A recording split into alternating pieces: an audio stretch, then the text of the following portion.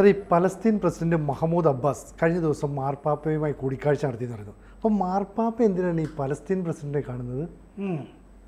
അതായത് പാപ്പ വത്തിക്കാനിൽ വെച്ചാണ്, വത്തിക്കാനിൽ പോവുക, വത്തിക്കാനിൽ പോയിട്ട് നമ്മുടെ ഓരോ നേതാക്കളൊക്കെ പോയി കാണുമല്ലോ. കഴിഞ്ഞ ദിവസം ഇവിടുന്ന് ഒരു സംഘമൊക്കെ പോയിരുന്നില്ലേ, രാജീവ് ചന്ദ്രശേഖർ, ജോർജ് കുര്യൻ എന്നൊക്കെ പറഞ്ഞിട്ട് മറ്റേ അനിൽ ആന്റണി വൈദിക പദവിയിൽ നിന്ന് നേരിട്ട് കർദിനാൾ പദവിയിലേക്ക് എത്തിയ ആ ചടങ്ങിൽ പങ്കെടുക്കാനായിട്ട് ഇവിടുന്നുള്ള പല ആളുകളൊക്കെ പോയിരുന്നല്ലോ. വത്തിക്കാനിൽ വെച്ചാണ് കാണുക. പണ്ട് ഇ കെ നായനാർ പോയി മറ്റേ മാർപ്പാപ്പയെ കണ്ടിട്ട് ഭഗവത്ഗീതയൊക്കെ കൊടുത്തില്ല എന്ന് പറഞ്ഞ പോലെ ആ സ്ഥലത്ത് തന്നെയാണ് പോയി പലസ്തീൻ പ്രസിഡന്റ് മഹമ്മൂദ് അബ്ബാസ് മാർപ്പാപ്പയെ കണ്ടിരിക്കുന്നത്. മാർപ്പാപ്പ കുറേ നാളായിട്ട് ഈ ഗാസയ്ക്ക് അനുകൂലമാണ്. ഗാസയിൽ മനുഷ്യാവകാശ ധ്വംസനങ്ങൾ നടക്കുന്നു എന്ന് ആവർത്തിച്ച് മാർപ്പാപ്പ പറയാറുണ്ട്. മാത്രമല്ല ഈ മഹമ്മൂദ് അബ്ബാസിനെ വല്ലപ്പോഴും ഒക്കെ കാണാറുമുണ്ട് മാർപ്പാപ്പ. ആദ്യമായിട്ട് അവർ തമ്മിൽ കാണുന്നൊന്നുമല്ല. അപ്പോൾ ശരിക്കും ഈ ഗാസയുടെ കാര്യത്തിൽ മാർപ്പാപ്പ ഈ ലേലത്തിൽ സോമൻ പറയില്ലേ മെത്രാനോട്, മറ്റേ ഞാൻ ഔട്ട് സ്പോക്കൺ ആണ് തിരുമേനി എന്ന് പറയില്ലേ ജഗന്നാഥ വർമ്മ അവതരിപ്പിച്ച മെത്രാൻ കഥാപാത്രത്തോട്, അതുപോലെ ഈ ഗാസയുടെ കാര്യത്തിൽ ഔട്ട് സ്പോക്കൺ ആണ് ഈ മാർപ്പാപ്പ. അത് ആ കാര്യങ്ങൾ കുറച്ച് കർശനമായിട്ടാണ് അദ്ദേഹം പറഞ്ഞുകൊണ്ടിരിക്കുന്നത്. ഈ അബ്ബാസും മാർപ്പാപ്പയും 2021 കണ്ടിരുന്നു. ഈ ഇത്തവണ കണ്ടിട്ട് അബ്ബാസ് പോകുമ്പോൾ അബ്ബാസിന് ഈ വെങ്കലത്തിൽ തീർത്ത ഒരു ഉപഹാരം കൊടുത്തിരുന്നു. പലർക്കും ഇങ്ങനെ ഉപഹാരം കൊടുക്കാറുണ്ട് മാർപ്പാപ്പ. അതിൽ ആലേഖനം ചെയ്തിരുന്നു ഒരു വാചകം: സമാധാനം ലോലമായ ഒരു പുഷ്പമാണ്. Peace is a fragile flower. സമാധാനം പെട്ടെന്ന് തകർന്നു പോകാവുന്ന, അല്ലേ, വാടി വീഴാവുന്ന ഒരു പുഷ്പമാണ്. അവർ തമ്മിൽ അരമണിക്കൂർ സംസാരിച്ചു. അത് കഴിഞ്ഞിട്ട് ഈ അബ്ബാസ് അവിടെ ഇറ്റലി പ്രസിഡന്റ്, പ്രധാനമന്ത്രി അവരെയൊക്കെ കാണുന്നു എന്നും പറഞ്ഞിരുന്നു. ഇത് കഴിഞ്ഞിട്ട് ലെബനനിലെ പ്രധാനമന്ത്രി മിക്കാട്ടി വന്ന് മാർപ്പാപ്പയെ കാണുന്നുണ്ട്. അപ്പോൾ ഇവർ ആരെങ്കിലും ചിലപ്പോൾ പറഞ്ഞേൽപ്പിച്ചിരുന്നെങ്കിൽ മുനമ്പം പ്രശ്നം ചർച്ച ചെയ്യുമായിരുന്നു നമുക്ക് പറയാൻ പറ്റില്ല. ചിലപ്പോൾ ചർച്ച ചെയ്തില്ലെന്ന് വരും. എന്താണെന്ന് വെച്ചാൽ ഇവിടുത്തെ കത്തോലിക്കർ പൊതുവേ ഈ മറ്റേ ഗാസയുടെ കൂടെയോ ഹമാസിൻ്റെ കൂടെയോ ഒന്നുമല്ല. പൊതുവെ എല്ലാവരും നെതന്യാഹുവിൻ്റെ കൂട്ടത്തിലാണെന്ന് തോന്നുന്നു. അപ്പോൾ മാർപ്പാപ്പയ്ക്ക് ഇഷ്ടപ്പെട്ടില്ല എന്നും വരും നിലപാട് ഇങ്ങനെയാണെങ്കിൽ. ഈ ശിവഗിരി സ്വാമി സച്ചിദാനന്ദ പോയിരുന്നില്ലേ ഒരാഴ്ച മുമ്പ്? അദ്ദേഹം ഈ സമയത്തായിരുന്നു പോയിരുന്നെങ്കിൽ ഈ അബ്ബാസിനെയും കൂടി സച്ചിദാനന്ദ സ്വാമിക്ക് ചിലപ്പോൾ കാണാൻ പറ്റിയിരുന്നേനെ. അതല്ല, ഇനിയിപ്പോൾ ഗാസയിൽ വെടിനിർത്തൽ വരുമല്ലോ. അത് കഴിഞ്ഞാൽ ഗാസയിലും സച്ചിദാനന്ദ സ്വാമിക്ക് പോകാവുന്നതേ ഉള്ളൂ. കുഴപ്പമൊന്നുമില്ലല്ലോ, സർവമത സാഹോദര്യല്ലേ. സാറേ, അതിന് മുമ്പ് ഈ വത്തിക്കാനിൽ കഴിഞ്ഞ ദിവസം മാർപ്പാപ്പ ചെല്ലുമ്പോൾ ഈ ഉണ്ണിയേശുവിൻ്റെ തിരുപ്പിറവി അതിൻ്റെ ബന്ധപ്പെട്ട ആഘോഷമൊക്കെ നടത്തുന്നു. അപ്പോൾ കഫിയയിൽ യേശു ക്രിസ്തുവിൻ്റെ ഒരു രൂപം അല്ലെങ്കിൽ ഉണ്ണിയേശുവിൻ്റെ രൂപം കിടത്തുന്നു. അപ്പോൾ അത് എന്ന് പറഞ്ഞാൽ ഈ പലസ്തീനെ അനുകൂലിക്കുന്നു എന്നുള്ള രീതിയിലേക്ക് ചിത്രീകരിക്കപ്പെടുന്നു. അപ്പോൾ അതും ഈ മുഹമ്മദ് അബ്ബാസിനെ കാണുന്നു, ഇതെല്ലാം കൂടെ കൂട്ടി വായിക്കുമ്പോൾ ഒരു കൺഫ്യൂഷൻ ഉണ്ടാകുന്നു. അതെ, നമ്മൾ ഈ പറഞ്ഞല്ലോ അബ്ബാസിനെ ആദ്യമായിട്ടല്ല അദ്ദേഹം കാണുന്നത്. ഇതിനു മുമ്പും പല ഘട്ടങ്ങളിലൊക്കെ കണ്ടിട്ടുണ്ട്. അപ്പോൾ അദ്ദേഹം ഈ മനുഷ്യാവകാശ പ്രശ്നം മനസ്സിൽ വെച്ചിട്ടായിരിക്കണം ഇങ്ങനെ ഉണ്ണിയേശുവിന്റെ ശരീരത്തിലല്ലേ കഫിയെ ധരിപ്പിച്ചിരുന്നത്. നമ്മുടെ ആസർ അറഫാത്തിന്റെ ഒരു അടയാളമായിരുന്നു. അതെ, സ്കാർഫ് എന്ന് പറയുന്നത്. അദ്ദേഹം പക്ഷെ അത്ര ഒരു സമാധാനപ്രിയനൊന്നും ആയിരുന്നില്ലല്ലോ. പണ്ട് ഒരുപാട് പേരെയൊക്കെ കൊല്ലുകയൊക്കെ ചെയ്തിട്ടില്ലേ. പലസ്തീൻ വിമോചന സേന എന്ന് പറഞ്ഞ സമാധാനമൊന്നും പറഞ്ഞ് നടന്നല്ലോ. അപ്പോൾ അങ്ങനെ കഫിയെ ധരിച്ച ഉണ്ണിയേശുവിനെയൊക്കെ അതൊക്കെ വളരെ വിചിത്രമായ ആചാരങ്ങൾ എന്ന് പറഞ്ഞ ശ്രീനിവാസന്റെ ഏതോ സിനിമയിൽ പറയുന്ന പോലെ ഇനിയുമുണ്ടോ ഇതുപോലെ എന്ന് പറഞ്ഞ പോലെ വിചിത്രമായ ഒരു ആചാരമായി പോയി. ഉണ്ണിയേശുവിന്റെ അങ്ങനെ കഫിയെ ധരിച്ചിരിക്കുന്ന ഉണ്ണിയേശുവിന്റെ മുമ്പിൽ പോയി പ്രാർത്ഥിച്ചു. അപ്പൊ ലോകത്തെങ്ങുമുള്ള ക്രൈസ്തവരുടെ മുമ്പിൽ ഒരു തെറ്റിദ്ധാരണാജനകമായ കാര്യം ഉന്നയിക്കാൻ, അല്ലെ, വാക്കുകൾ കൊണ്ട് പറയാതെ തന്നെ ഇത് നമ്മള് ഇത്തരം ഒരു ആക്ട് ജീവിതത്തിൽ നമ്മൾ ചെയ്തു കഴിഞ്ഞാലേ നമുക്കിപ്പോൾ സച്ചിദാനന്ദ സ്വാമിയുടെ കാര്യത്തിലായാലും കൊള്ളാം, മാർപ്പാപ്പയുടെ കാര്യത്തിലായാലും കൊള്ളാം, നമ്മൾ വലിയ ബുദ്ധിജീവിയോ എന്തൊക്കെ ആണെന്നൊക്കെ നമുക്ക് വിചാരിക്കാം. പക്ഷെ 1,900 ലേഖനം എഴുതിയാലും ഇതുകൊണ്ട് ജനങ്ങളിൽ ഉണ്ടാകുന്ന ഒരു തോന്നലുണ്ടല്ലോ, ഇത് അകറ്റാൻ കഴിയില്ല. അതാ ഇത്തരം സംഗതികളുടെ, അല്ലെങ്കിൽ മറ്റേ സഭയുടെ വളരെ കാലത്തെ നിലപാട് ഇങ്ങനെ ആയിരിക്കണം പറഞ്ഞുറപ്പിച്ചത്. അതങ്ങനെയല്ലല്ലോ. അല്ല. അപ്പോൾ ഈ ഭീകരരെ തുണയ്ക്കുന്ന നിലപാട് അങ്ങനെയുണ്ടോ? അത് യേശുവിൻ്റെ മതം അങ്ങനെയല്ലല്ലോ. അല്ല. അപ്പോൾ ഒരൊറ്റ ചിത്രം കൊണ്ട് എത്രയോ ജനങ്ങളുടെ മനസ്സിൽ മറ്റൊരു ചിന്താക്കുഴപ്പം സൃഷ്ടിക്കാൻ കഴിയുമെന്ന് ഇതിന് പിന്നിൽ പ്രവർത്തിച്ചവർ ഉദ്ദേശിച്ചിട്ടില്ലേ? കാരണം മാർപ്പാപ്പയെ അതുപോലെയാണ് ലോകമെമ്പാടുള്ള ആളുകൾ കാണുന്നത്. ആ വിശ്വാസികളെ മുഴുവൻ ഒരു നിമിഷത്തേക്കെങ്കിലും ആകുലപ്പെടുത്താൻ ഈ ഒരൊറ്റ ഫോട്ടോയ്ക്ക് കഴിയില്ലേ? അതെ, അങ്ങനെ ഒരു ആകുലത പൊതുവെ ഇവിടെയും കത്തോലിക്ക സമൂഹത്തിനൊക്കെ ഉണ്ടാവും എന്നുള്ള തോന്നൽ കൊണ്ടാണല്ലോ നമ്മൾ ഈ ചർച്ച ചെയ്യുന്നത്. ഒരു കാരണവശാലും അവർ യേശു ഈ പറഞ്ഞ പോലെ ജൂതനായിരുന്നു. പൊതുവെ ക്രിസ്ത്യാനികൾ ആ സമൂഹത്തിനോടാണല്ലോ ഐഡൻറ്റിഫൈ ചെയ്യുക. അല്ലാതെ ഈ അബ്ബാസ് പ്രതിനിധീകരിക്കുന്ന സമൂഹത്തിനുമായിട്ടല്ലല്ലോ ഐഡൻറ്റിഫിക്കേഷൻ വരുന്നത്. അതെ. അപ്പോൾ ഇത് മനുഷ്യാവകാശ പ്രശ്നങ്ങൾ ഉണ്ട് എന്ന് പറയുന്നുണ്ട് ഈ അബ്ബാസ്. പക്ഷേ ഈ കഫിയുടെ കാര്യം പറഞ്ഞില്ലേ, ഉണ്ണിയേശുവിൻ്റെ മേത്ത്, ഈ ഇതെന്തോ ഒരു അജണ്ടയുടെ ഭാഗം. എന്താണെന്ന് വെച്ചാൽ ഈ അബ്ബാസ് വന്നിട്ട് മാർപ്പാപ്പയെ കണ്ട ശേഷം അബ്ബാസിന് പിന്നെയും കൂടിക്കാഴ്ചകളുണ്ട് ഈ വത്തിക്കാനിൽ. വിദേശ സെക്രട്ടറി കർദിനാൾ പീത്രോ ഈ അബ്ബാസ് കാണുന്നുണ്ട്, പീത്രോ പരോലിൻ.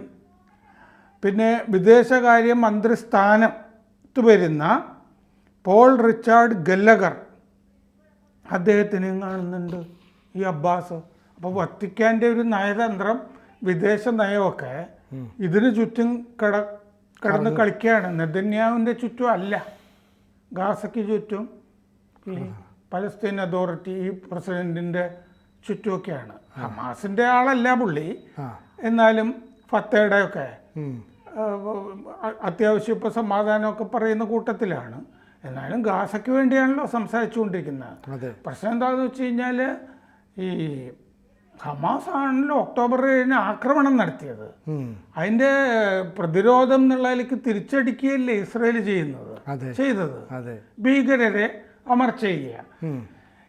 ഈ ഹമാസ് എന്ന് പറഞ്ഞ ഭീകര സംഘടനയാണ്. അവർ ബന്ദികളെ കൊണ്ടുപോയിട്ടുണ്ട്, ബന്ദികളെ വെടിവെച്ച് കൊല്ലുന്നുണ്ട് അവിടെ ഇടക്കിടയ്ക്ക്. 6 പേരെ കൊന്നിരുന്നല്ലോ അവസാനം. ഇങ്ങനെയൊക്കെ ഒരു ഭീകര സംഘടന വേറെ മുസ്ലിം രാജ്യത്തിൻ്റെ, ഇറാൻ്റെ ഒക്കെ പിന്തുണയോടുകൂടി ചെയ്യുന്നൊരു ആക്ടിൻ്റെ പ്രതികരണമായിട്ടാണ് ഇസ്രയേലിൻ്റെ നടപടികൾ വന്നത്. അന്നും ഹമാസിൻ്റെ ആക്രമണത്തെ മാർപ്പാപ്പ അപലപിച്ചിട്ടുണ്ട് കേട്ടോ, അത് നോക്കുമ്പോൾ കാണുന്നുണ്ട്. പക്ഷേ ഈ ഘട്ടത്തിൽ അദ്ദേഹത്തിന് സമാധാനം പറയാം, വെടിനിർത്തലിനെ പറ്റിയൊക്കെ പറയാം. പക്ഷേ ഇതിനൊക്കെ ഒരു കാലത്ത് നേതൃത്വം കൊടുത്തവരെ ഒക്കെ വത്തിക്കാനിലൊക്കെ വിളിച്ച് ആദരിക്കുക എന്നൊക്കെ പറയുമ്പോൾ ഒരു തെറ്റായ സന്ദേശമാണ് അതിൽ നിന്നുണ്ടാവുക. അപ്പോൾ സഭയുടെ സഹായമൊക്കെ വേണ്ടത്ര ഉണ്ടാവും എന്ന് അബ്ബാസിന് ഉറപ്പ് കൊടുത്തതായിട്ട് പറയുന്നുണ്ട്. വെടിനിർത്തൽ കാര്യം ചർച്ച ചെയ്തതായിട്ട് പറയുന്നുണ്ട്, ബന്ദികളുടെ കാര്യം ചർച്ച ചെയ്തതായിട്ട് പറയുന്നുണ്ട്. വത്തിക്കാൻ്റെ നയം എന്ന് പറയുന്നത് ദ്വിരാഷ്ട്രം ആണ്. പലസ്തീനും വേണം, ഇസ്രയേലും വേണം. ഇസ്രയേൽ മൊത്തത്തിൽ ഈ പലസ്തീനെ ഇല്ലായ്മ ചെയ്ത് അവിടെ ജൂതന്മാരെ കൊണ്ട് സെറ്റിൽ ചെയ്യുന്ന പരിപാടി വത്തിക്കാനോ മാർപ്പാപ്പയ്ക്കോ ഇഷ്ടമല്ല. ഈ പറഞ്ഞ പോലെ പുൽത്തൊട്ടിയിൽ കിടക്കുന്ന ഉണ്ണിയേശുവിൻ്റെ മേത്തായിരുന്നു ഈ കഫിയെ ധരിപ്പിച്ചിരുന്നത്. കഴിഞ്ഞ ദിവസം കറുപ്പും വെളുപ്പുള്ള കഫിയെ, പലസ്തീൻ്റെ പ്രതിരോധ ചിഹ്നമാണ് ഈ കഫിയെ. അതാണ് അതിൻ്റെ പ്രശ്നം, പലസ്തീൻ്റെ പ്രതിരോധ ചിഹ്നമാണ്. ഇസ്രായേൽ എംബസി ഇതിലുള്ള പ്രതിഷേധം വത്തിക്കാനെ അറിയിച്ചു, ഇങ്ങനെ മാർപ്പാപ്പ ചെയ്തത് ശരിയായില്ല എന്ന് പറഞ്ഞിരുന്നു. ഈ കഫിയ ഉണ്ണിയേശുവിൻ്റെ മേത്തുനിന്ന് നീക്കണം എന്നും ഇസ്രായേൽ എംബസി വത്തിക്കാനിൽ ആവശ്യപ്പെട്ടു. ഈ നവംബർ ഒടുവിൽ മാർപ്പാപ്പ പറഞ്ഞിരുന്നു ഈ ഇസ്രയേലിനെ പറ്റി, അധിനിവേശക്കാരൻ്റെ ധിക്കാരമാണ് ഇസ്രയേൽ കാണിക്കുന്നത്. എല്ലാ ചർച്ചയ്ക്കും മുകളിൽ ഈ പലസ്തീൻ നിൽക്കുന്നുണ്ട് എന്ന് പറഞ്ഞു. സാധാരണഗതിയിൽ വത്തിക്കാൻ എപ്പോഴും നിഷ്പക്ഷമായിട്ടാണ് നിൽക്കുക. നിഷ്പക്ഷ നിലപാട്, ന്യൂട്രൽ. ഈ ഫ്രാൻസിസ് മാർപ്പാപ്പ വന്ന ശേഷമാണ് ഇത് ന്യൂട്രൽ അല്ലാതെ വരുന്നത്. നമുക്കൊരു സമാധാനമാണ് വേണ്ടത്, യേശുവിൻ്റെ വഴി അതായിരുന്നു എന്നൊക്കെ പറഞ്ഞാണല്ലോ നിൽക്കുക. അതെ, സാധാരണഗതിയിൽ അങ്ങനെയാണ് നിൽക്കുക. ഇപ്പോൾ ഒരു പുസ്തകം നവംബറിൽ സ്പാനിഷിലുമൊക്കെ പ്രസിദ്ധീകരിച്ചിരുന്നു. അപ്പോൾ അതിൻ്റെ അകത്ത് ഈ മാർപ്പാപ്പ പറഞ്ഞിട്ടുണ്ട്,